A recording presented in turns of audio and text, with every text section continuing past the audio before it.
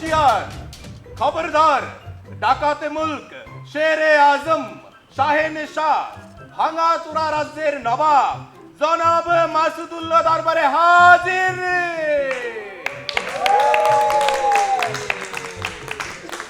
কেউ দাঁড়ালো না, চারিদিকে শত্রু আর শত্রু।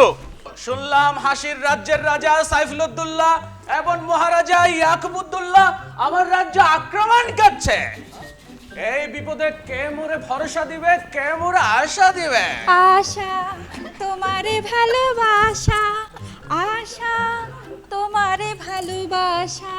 এই কি মহারানী, এই বিপদে তোমার কণ্ঠে রোমান্টিক গান শুনি? জাহাপনা, সবই তো আপনার ভালোবাসার ফসল। মানে আপনার চতুর্থতম স্ত্রী আবারও পুত্র সন্তানের জন্ম দিয়েছেন জাহাপনা। মারহাবা মারহাবা মারহাবা মারহাবা। জাহাপনা, যুবরাজের নাম কি রাখবো? যুবরাজের নাম রাখা হোক মঙ্গল। মঙ্গল? মঙ্গল কেন? কেন তুমি শোনো নাই? প্রজারাই তো বলে মহারাজার মঙ্গল হোক। জাহাপনা, আপনি অভয় দিলে একটা কথা বলি। আমার সামনে অভয় কিসের? ভয় ভয় বলো। জাহাপনা, আপনাকে বড্ড ক্লান্ত মনে হচ্ছে। আমি ক্লান্ত নই, তুমি বলো।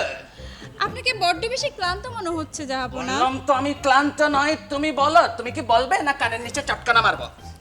মেরো না গো রাজা। মহারানী, আমি ক্লান্ত নই, তুমি বলো।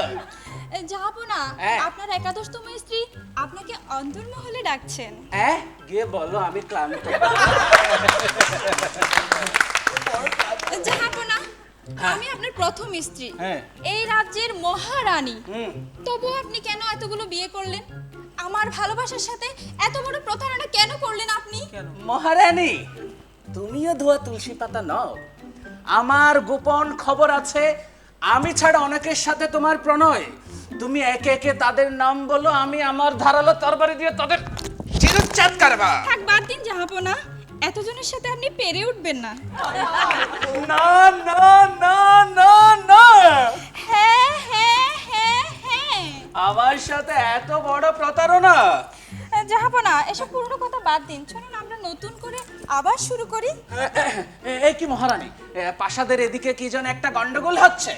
জাহাপনা, মহামান্য উজির সকাল থেকে তার স্ত্রীর সঙ্গে ঝগড়া করছেন।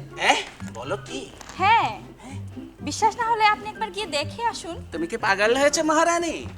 আজ সকালবেলা চুপি চুপি উজিরের বাসায় গিয়েছিলাম, এটা নিয়েই তো দুজনের মধ্যে ঝগড়া হচ্ছে।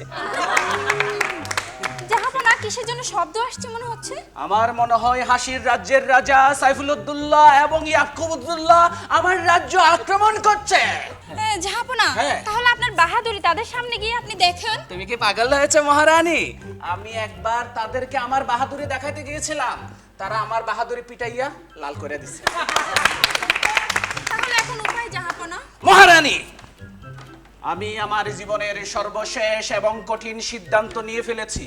শত্রুপক্ষকে আর বিন্দু পরিমাণ ছাড় দেওয়া হবে না, কোন ধরনের আপোষ করা হবে না।